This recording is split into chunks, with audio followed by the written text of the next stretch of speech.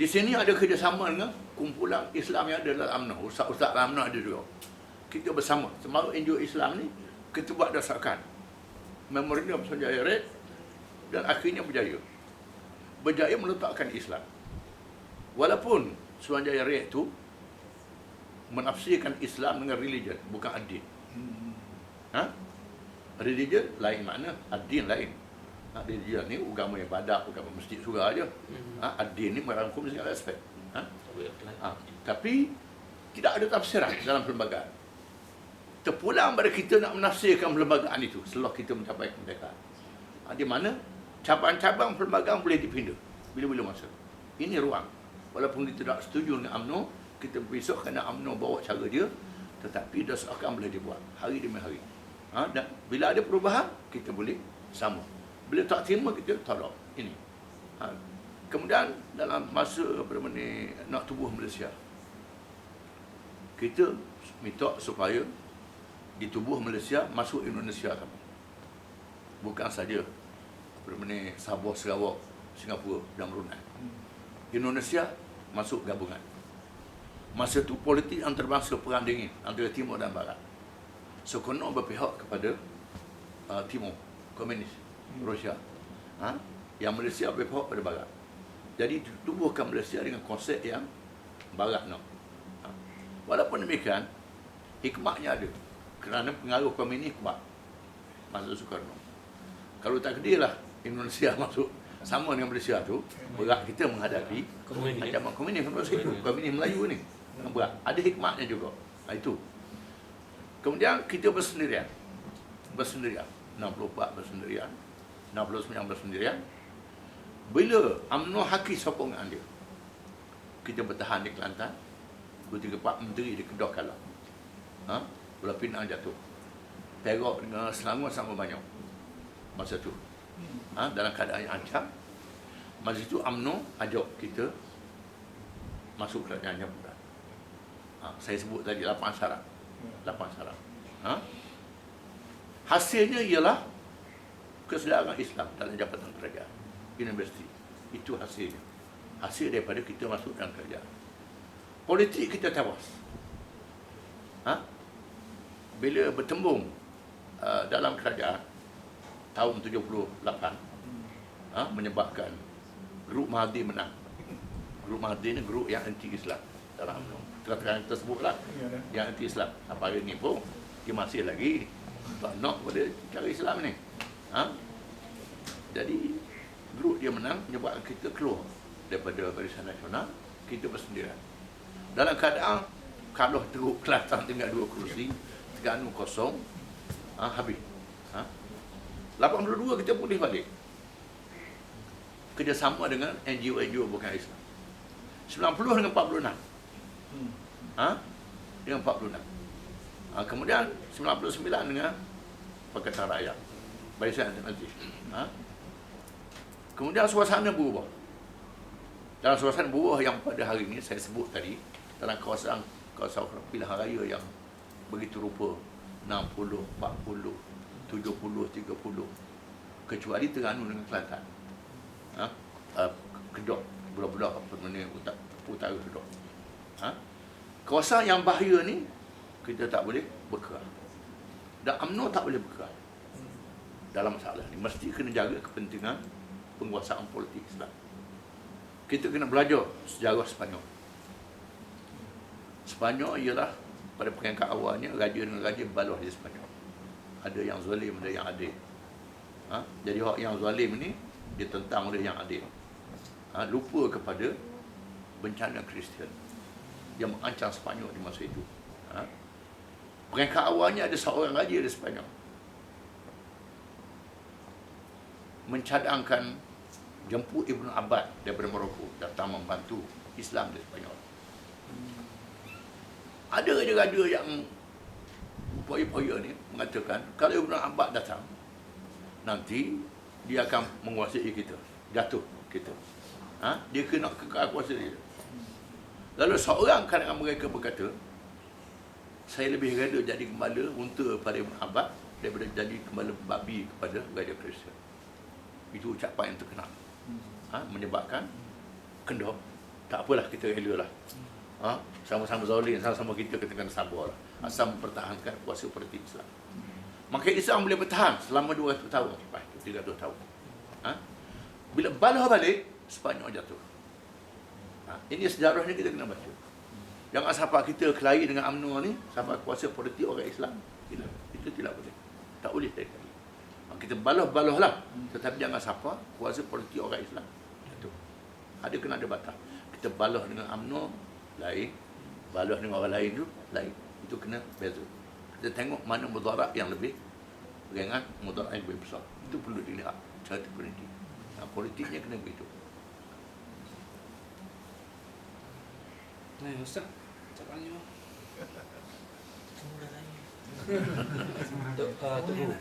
Kita ni banyakkannya daripada Kelantan. Ya. Jadi salah satu daripada concern kita ni, kita tengok pada Kelantan tu, satunya dia disekat pembangunan. Ya. Tapi juga kita tengok akhir-akhir ni ada setengah daripada pemimpin KJL Kelantan tu dilihat tidak tidak macam dia bersikap orang lain dia tak suka pada dia. Dia cakap lepaslah. Kejap lepas tu dia tidak melambangkan apa yang diperjuangkan oleh Islam dan PAS lah.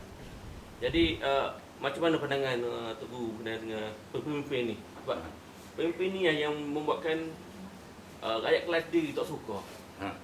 Jadi ada banyak lah, saya tak tahu sebut nama lah. Tapi ada banyak KK di mana bila dia timbul benda ni, orang kata ini tidak melambangkan Islam. Ya. Jadi macam mana Tok Guru? Ya. Wakil rakyat ni macam-macam cerita. Itu kita lihat secara perinci. Sehingga ada wakil rakyat yang orang keluar wakil rakyat ikan buruk. Bila rakyat nak berjumpa, maaf ikan dia kena buat dia ikan dulu, ikan buruk. Tak berjumpa dengan orang. Itu semua saya dengar cerita. Semua ada. Jadi, ini kita lihat secara perinci. Mana-mana wakil rakyat yang kita dapati, markah dia turun, mesti diganti dengan yang lebih baik. Mesti kena begitu. Itu memanglah tak kekal wakil rakyat ni. Hak yang boleh bertahan, tahan. Ada wakil rakyat yang kena dia juga macam mana pun, tak boleh orang lain. Ini hak yang baik. Jadi macam-macam lah markah ada tinggi rendah, itu dilihat. Satu. Ya. Tapi kadang-kadang tu, yalah, cakap tu dia macam kita malu sendiri, kita dengar dia cakap. Betul. Tak pula kalau dia cakap di daripada rakyat atau apa semua. Jadi dahlah kita tahu Kelantan tu tak boleh nak bang sebab tadilah sekap. Kita ada pula pemimpin macam ni. Jadi kita takut nanti orang lain akan ambil alih pula pemerintahan. Ya. Jadi ini semua dalam perancangan. Ya. Memang dilihat secara terperinci. Secara terperinci. Tunggu. Tadi pasal ni lah. Pasal wakil rakyat. Lepas sebenarnya. Balik. Takut banyak tertinggal tadi kan? Ya. Penilaian wakil rakyat tu real time ke tak? Saya nak tahu. Strategi is one thing, betul. Strategi dan ilmu dah ada masing-masing, tak ada masalah. Cuma macam mana untuk penyampaian kepada orang-orang ni, macam Tok Guru kata, memanglah kita nak wakil rakyat ada ikan buruk ke apa. I do not know. Tapi macam mana penilaian dia orang tu? Berapa kali Tok Guru akan tegur dalam masa sebulan? Atau siapa yang akan menegur mereka? Dia ada scorecard. Dia kena ada KPI dia. Maksudnya kita tak boleh nak membiarkan perkataan-perkataan yang tidak sepatutnya dikeluarkan berleluasa. Sebab ni adalah masalah information and communication. Saya rasa kalau teguran tidak ada, dia akan jadi kita rakyat marhai ni akan dengar apa yang ni lah. Sebab satu lagi yang kalau Kelantan tu masalah cakna rakyat tu, Ya. That is very close to us. Kalau hak tu tidak sampai kepada hati, kita rasa macam wakil rakyat ni is no longer relevant. Jadi bila no longer relevant, popularity akan drop. Walaupun wakil rakyat tu Pulau Condong ke mana ke, tak ada masalah. Sebab saya Pulau Condong, saya tidak tahu kawasan lain. Boleh. Jadi bila wakil rakyat mana-mana tak kisah, tapi because of dia wakil rakyat, orang lain jadi benci. Kita mungkin stronghold kita kuat, tapi because of that, this is a reality. Whatever apa yang kita hadapi adalah perkara sebenar, bukannya rekaan. Jadi macam mana penerapan, because I don't know, saya tidak rasa pilihan raya akan lambat lagi dengan keadaan sekarang ni. Macam mana dengan strategi dan masa terdekat ni untuk pemahaman ini terus? Ya. Dalam pentadbiran Islam, dia ada satu badan menghisbah, ombudsman. Hisbah ni ialah untuk badan yang menerima pengaduan daripada rakyat, daripada pentadbiran, daripada semua tentang pemimpin dia, tentang berbagai-bagai. Ini dipanggil hisbah dalam Islam. Ini ada.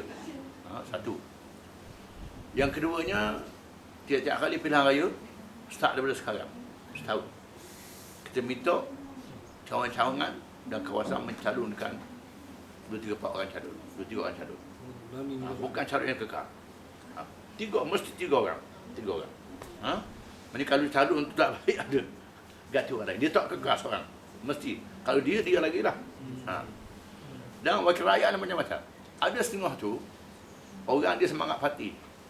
Dia marah kepada wakil rakyat macam mana pun, dia tetap sokong wakil rakyat parti. Ada macam Kala Cepu. Dia punya macam ni.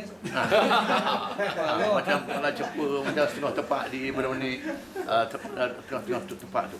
Ada yang begitu. Ada yang dia orang parti. Dia tak kata apa dia. Orang luar bertanding pun dia sokong. Asal orang parti dia. Dia marah macam mana pun, dia tetap setia pada. Ada kawasan yang begitu. Dengan sebab itu, kita mahu supaya tiap-tiap dunia bergantung dengan cawangan dia. Bukan bergantung dengan wakil rakyat dia. Dengan cawangan dia. Dan cawangan kena buat kerja. Bukan buat kerja untuk parti, buat kerja untuk kerajaan. Maksudlah, buat kerja untuk wakil rakyat. Bukan wakil rakyat tu saja. Ini kena ada. Semua pihak tu kena. Itu akan dilihat. Ya. Ada apa kita tak ada? Kena. Satu lagi soal dia. Ini bukan pasal politik lah. Ini pasal syiah ni. Ya. Jadi kita nampak sekarang ni, dulu tak nampak. Maknanya kita sebenarnya seolah benci sangat pada syiah. Pasal apa dia jadi macam ni sekarang? Ya. Apa pegang yang syiah? Sebab kata bukan Malaysia saja. Ya. Seluruh dunia pun kalau syiah ni Ya. memang kita tak boleh ni lah. Ya. Tak boleh sayang lah. Kata. Ya. Lebih teruk daripada kafir tu kata. Ya. Dia dalam Islam ni ada mazhab politik, ada mazhab fiqh, ada mazhab akidah, ada mazhab tasawuf. Dalam Islam. Syiah, Khawarij ini mazhab politik. Ini mazhab politik. Syafi'i, Hanafi, Hanbali, Maliki ini mazhab fiqh. Wahabi, Asy'ariyah, itu mazhab akidah. Ahmadiyah saja itu mazhab tasawuf. Ada mazhab dia. Dan mazhab politik tak bercampur mazhab fiqh. Ada yang dia ikut mazhab Syiah, dia tak ikut fiqh mazhab Khawarij. Dia tak mau ikut walaupun pendapat Sunni itu tepat. Asal mazhab Syiah ni asal mazhab politik. Dia bertolak daripada bila Nabi wafat. Nabi tidak mau siapkan siapa ganti dia. Itu pendapat yang paling kuat. Menyebabkan ada 3 calon. Satu, mencalonkan supaya keluarga Nabi mengganti Nabi. Jadi monarki lah korang. Iaitulah Sayyidina Abbas, Zubair dan Talha mencalonkan Sayyidina Ali kerana dia menantu Nabi menjadi khalifah. Sayyidina Ali tak minta pun. Sayyidina Ali tak minta, jadi khalifah dia tak minta. Tapi orang calonkan dia.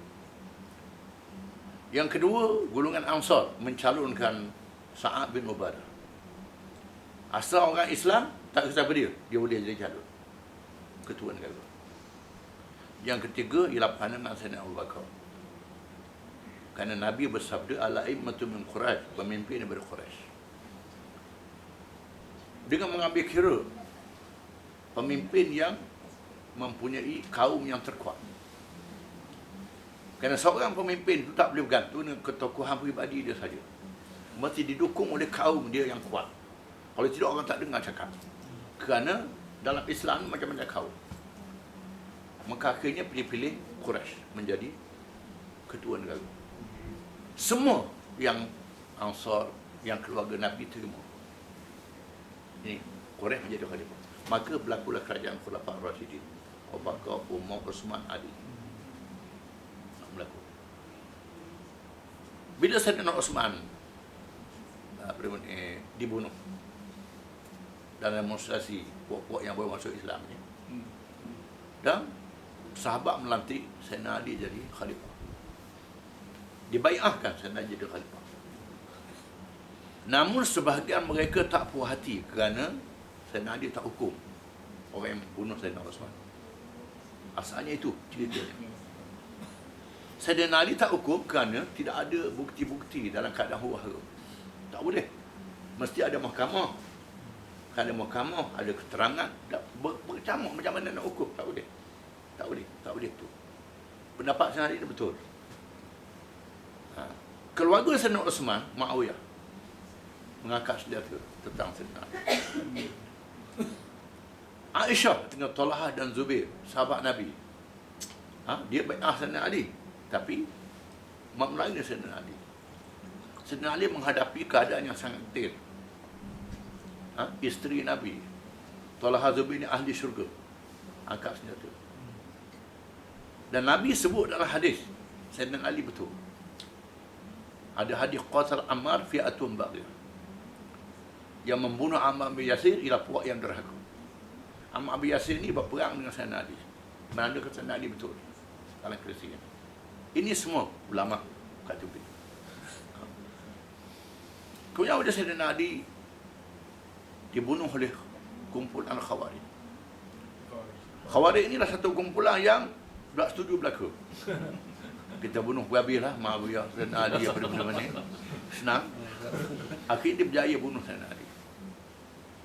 Bila Saidina Ali mati, penduduk Madinah, penduduk Mekah dan Iraq mencalonkan Saidina Hasan jadi ketua negara.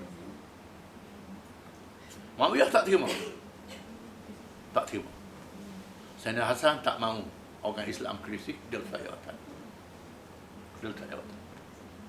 Letak jawatan. Kemudian Muawiyah dia khalifah. Muawiyah melakukan satu langkah politik, walaupun dia sahabat Nabi, penulis wahyu, langkah politik yang salah mengikut hukumnya.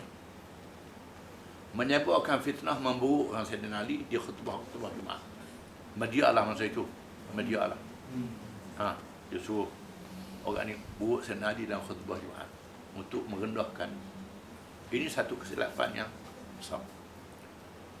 Bila Saidina Hasan letak jawatan, dia sudah berjanji kepada orang ramai. Lepas dia, Saidina Hasan jadi khalifah. Saidina Hasan diracunnya. Tak tahu siapa yang meracun Saidina Hasan. Peristiwa ini terkenal. Dilantik anak dia Yazid. Anak dia ganti jadi khalifah. Maka mulalah berlaku berkecamuk dan orang Madinah, orang Mekah dan orang Iraq mencalonkan Saidina Husain, bukan Yazid, menjadi ketua negara. Maka Bani Umayyah yang dipimpin oleh Yazid, yang punya kekuatan tentera, sudah dibina oleh Muawiyah ni, menyerang Iraq, menguasai. Saidina Husain pergi ke Iraq, berlaku peristiwa Karbala. Bunuh cucu Nabi, Saidina Husain. Bunuh cucu Nabi dikutuk oleh semua orang, bukan saja orang Syiah. Masuklah imam-imam mazhab, Syafi'i, Hanafi, Hambali, Maliki, semua sahabat-sahabat Nabi pun mengutuk peristiwa ini. Tetapi di sana ada kumpulan yang fanatik, terlalu fanatik dengan Saidina Ali ini. Tembus keluarga Saidina Ali saja yang jadi khalifah, tak ada orang lain. Lahirlah kumpulan Syiah. Kumpulan Syiah lahir. Satu kumpulan lagi ialah mesti syura, mesyuarat balik. Mereka ni tak setuju dengan Muawiyah, kecuali Umar bin Abdul Aziz. Mereka terima Umar bin Aziz. Kerana Umar bin Aziz ni sebaik saya ditabah menjadi khalifah, dia pergi ke masjid, dia kata ini hak orang Islam, bukan hak keluarga saya. Dan orang Islam setuju jadi khalifah. Lepas tu Umar bin Aziz diiktiraf sebagai khalifah yang sah di orang Islam, ulama-ulama fiqh. Kita kena sedar, di sana ulama-ulama yang muktabar, Imam Abu Hanifah, Imam Syafi'i, Imam Malik, Imam Ahmad bin Hanbal ni, Imam Abu Hanifah kena penjara. Imam Syafi'i kena tangkap, dibicarakan apa khalifah. Ahmad bin Hanbal pun kena hukum, Malik kena. Kerana mereka tidak baik dengan khalifah Abbasiyah di zaman itu. Dan di sana satu kumpulan yang mengikut tabi'in, Sa'id bin Jubair dan Abu Syazab. Mereka ni pergi ke Oman. Dan ayah politik menamakan mereka ni Khawarij, Ibadi. Ibadi dianggap Khawarij, padahal dia bukan Khawarij. Dia pengikut ulama-ulama tabi'in. Ini kerana politik. Kemudian pertemuan politik ni pula melarat pada fiqh. Fiqh. Pengikut-pengikut yang taksub Syiah ni tak terima pandangan orang lain. Sahabat-sahabat yang tak mendukung Sayyidina Ali tak diterima hadis-hadis riwayat dia. Jadi bercelaru. Kesimpulannya, ulama-ulama kita membilangkan mereka adalah orang Islam. 8 mazhab. Iaitulah Syafi'i, Hanafi, Hanbali, Maliki, Zahiri. Ini kalangan Sunni. Imamiyah dengan Zaidiyah, itu kalangan Syiah. Dianggap sebagai orang Islam. Ibadi dianggap sebagai orang Islam. Adapun Syiah Ismailiyah, Syiah Alawiyah, Nasriyah, ini dianggap luar daripada Islam. Kerana mereka tak sembahyang, menghalalkan arwah, macam-macam. Yang pengikut Agha Khan tu, itu Syiah juga, itu bukan. Yang menguasai Iran sekarang? Imamiyah. Menguasai Yaman, Zaidiyah. Oman, Ibadi. Ibadi. Cuma selepas jatuhnya, naiknya Osmaniyah, penjajah telah berjaya melumpuhkan umat Islam melalui mazhab. Lawrence of Arabia menyokong Wahabi untuk menjatuhkan Ibn Rashid yang menguasai Riyadh. Dia sokong juga Syarif Hussein yang menguasai Hijaz untuk menjatuhkan Utsmaniyah. Ini. Dia menyokong Shah Iran di atas nama Syiah menentang Utsmaniyah sebagai Sunni. Menyokong Zaidiyah di Yaman untuk menentang. Akhirnya jadi campur tangan penjajah. Selepas jatuhnya Utsmaniyah, semua negeri ini jatuh. Dibahagi oleh penjajah. Sama-sama kuasa penjajahan. Dan munculnya gerakan Islam. Ikhwan di negara Arab. Kemudian di Iran ada gerakan Islam juga. Pengaruh Jamaluddin Al-Afghani. Khomeini ini ialah gerakan Islam di Iran. Yang sama dengan Ikhwan Muslim. Tahun 38 dia berjumpa pun sama-sama. Dia menentang Shah. Ini menentang kerajaan Mesir. Tiba-tiba revolusi di Mesir tak berjaya. Termasuk yang akhir tak berjaya. Di Iran berjaya. Dia Syiah, dia berjaya. Jadi Arab yang ditaja oleh penjajah ni menganggap ini ancaman pada dia. Ini. Dia gunakan ini kerana Syiah. Itu kita kena sedar. Padahal mereka kena pergi haji sebagai orang Islam. Ini kerana permainan politik barat yang kita sedar. Tak dinafikan. Ada pendapat fiqh dia yang tak betul di sisi sunnah. Antaranya Imamiyah, dia membenarkan nikah mut'ah. Nikah kontrak. Kerana dia tak terima hadis-hadis yang membatalkan nikah mut'ah. Dia semayang jamak. Di rumah boleh jamak semayang. Jamak semayang. 3 hari. 3 hari jamak. Zaidiyah pula akidah dia ikut Mu'tazilah. Zaidiyah. Ulama mengatakan oleh kerana pandangan ni pandangan yang termasuk perkara cabang. Nikah mut'ah ni terdapat kalangan sahabat Ibn Abbas yang dia tak sampai hadis yang mengharamkan nikah mut'ah. Kerana zaman dulu tak telefon. Nabi mengharamkan di Madinah, dia duduk di Taif. Taif itu jauh. Menyebabkan dia tu menghalalkan nikah mut'ah. Tapi akhirnya orang juga. Tapi termasuk dalam kitab fiqh. Semayang jamak ni Ibn Sirin. Ulama tabi'in mengatakan boleh jamak masa muqim, sibuk-sibuk. Tapi pendapat ni lemah. Oleh kerana ada pendapat ilmu, tak boleh hukum dia sebagai bukan Islam. anggap sebagai salah, tapi masih orang Islam. Yang Zaidiyah itu juga, kecuali yang menghalalkan yang haram, yang tak ada semayang tu memang keluarlah. Cumanya hari ini jadi celarunya ialah kerana negara Arab ni dikuasai oleh politik barat. Oleh kerana Iran ni maju mengancam Israel, sebenarnya dia mengancam Israel, sebaik saja dia menang, dia hapuskan iktiraf Israel dibatalkan, dan putus hubungan diplomatik. Israel menganggap sebagai ancaman. Arab pula menganggap Amerika dengan kuasa barat ni pelindung pada dia. Maka Iran dijadikan ancaman, bukannya Israel. Itu politik tempatan. Cumanya kita kena sedar, ada ustaz-ustaz kita ni, dia tak mengaji politik ni. Dia tak mengaji apa benda sejarah. Dia mengaji bab fiqh tu saja. Sejarah dia tak mengaji, ini jadi masalah. Kita kena baca sejarah ni. Sejarah kena baca sama. Tak boleh. Tapi yang sedihnya, dalam khutbah Jumaat tu, dia boleh sebut kata, jauhilah daripada Syiah. Apa semua. Itu kata.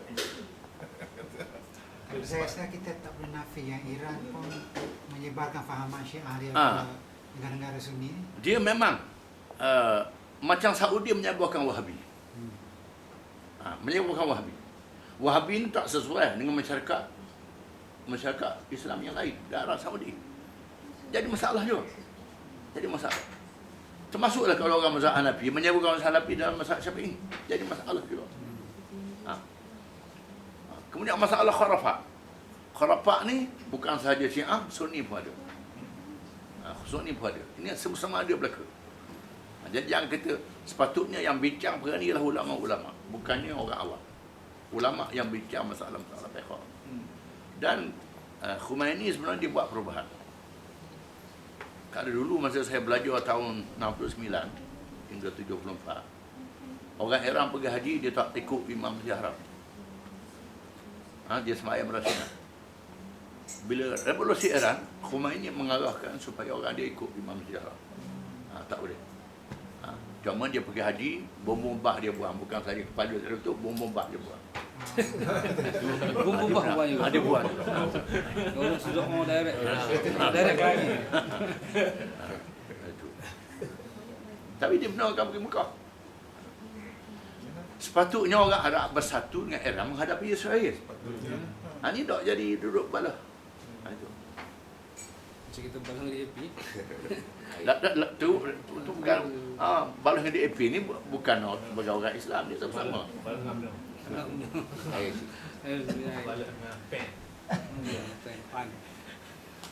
Dia masa zaman Syah dulu dengan aroknya, dengan judi, dengan naik kelabnya, dengan apa tu. Sekarang ni dia haramkan semua. Orang asing pelancong naik kapal terbang diumumkan mesti pakai tudung. Pelancong dia hebat dia. Ada orang pergi Iran tahu lah. Yang apa mazhab Syiah yang mana dulu kita nampak dia katok tubuh sampai pada dalu tu. Mazhab mana Syiah mana? Hak tu jenis yang permane yang kharafat lah. Sesat Kharafat lah. Macam kita maju siapa di Melaka tu. Gitulah.